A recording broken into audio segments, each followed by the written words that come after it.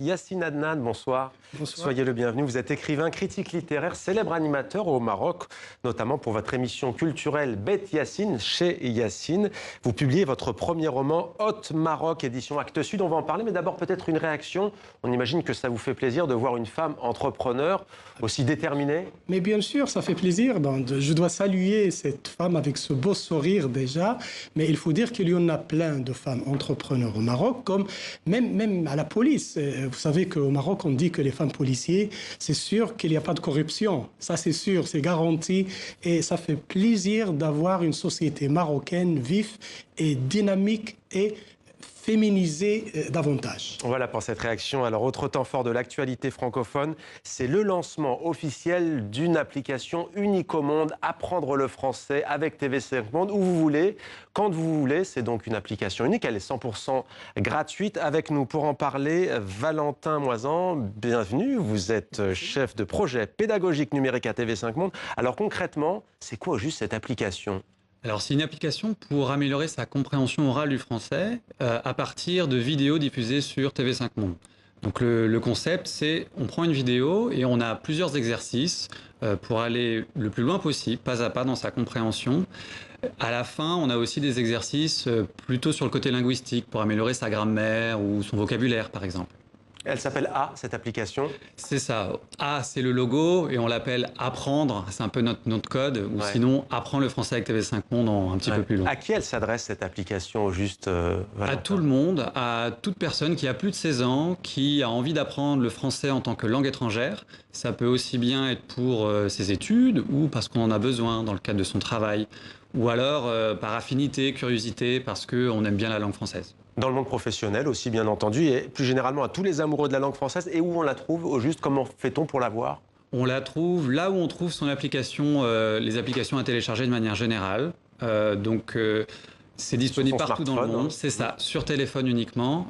C'est disponible partout et, vous l'avez déjà dit, mais je préfère le redire, c'est gratuit. Voilà, et c'est gratuit et c'est dédié à tout le monde. Voilà pour cette application lancée officiellement aujourd'hui. On le sait, le grand vecteur de la francophonie, outre cette application désormais, c'est aussi la littérature et les livres. Yassine Adnan, Hôte Maroc, je le disais, c'est le titre de votre premier roman. Alors le personnage central s'appelle Rahal. Vous en avez fait un anti-héros. Qui est-il au juste ?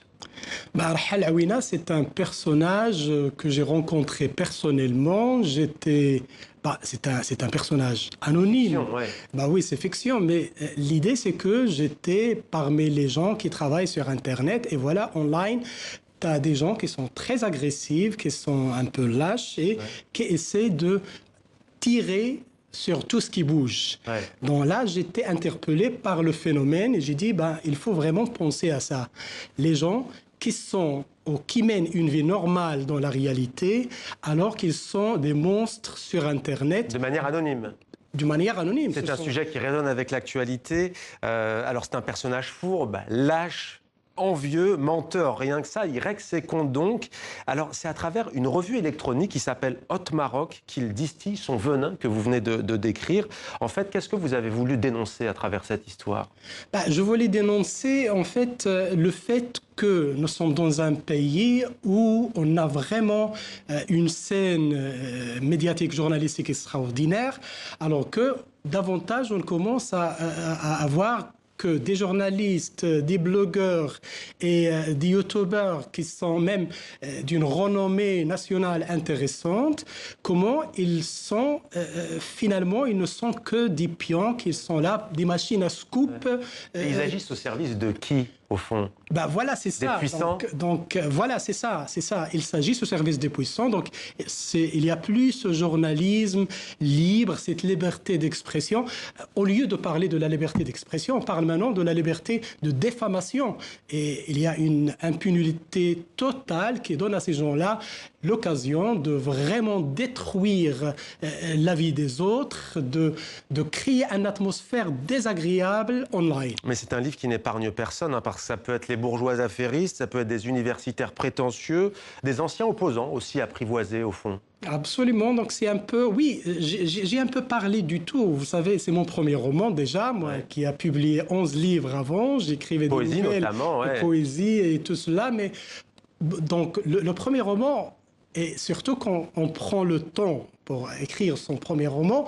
Donc, j'ai essayé quand même de dire pas mal de choses. Mais l'idée, c'est comment dire tout cela sans être vraiment dans l'histoire. Donc, Ouais. il y a un peu l'histoire contemporaine du pays, il y a la réalité marocaine, il y a... Mais à travers la vie des petits gens. Du quotidien. Alors, peut-être un mot sur Marrakech Noir. Vous avez aussi dirigé une anthologie qui s'appelle Marrakech Noir, qui évoque la face sombre de cette ville. En général, quand on veut évoquer le côté sombre, on parle de Casablanca, notamment avec le film de Nourdine Lakmari, Casa Negra. Oui. Pourquoi Marrakech? D'habitude, c'est plutôt synonyme de lumière. Absolument, c'est la ville ocre, c'est la ville rouge. Mais il faut dire que c'est une série américaine, new-yorkaise, du polar, où on a Chicago noir, Paris noir, Rome noir, etc. Et les trois premiers livres qui étaient les trois premières villes qui étaient choisies, c'était Marrakech, Bagdad et Beyrouth du monde arabe. Et du coup, on m'a demandé de coordonner le livre et j'ai fait avec plaisir. Eh bien voilà, c'est à lire également Marrakech Noir après avoir lu aussi Haute Maroc. Merci à vous.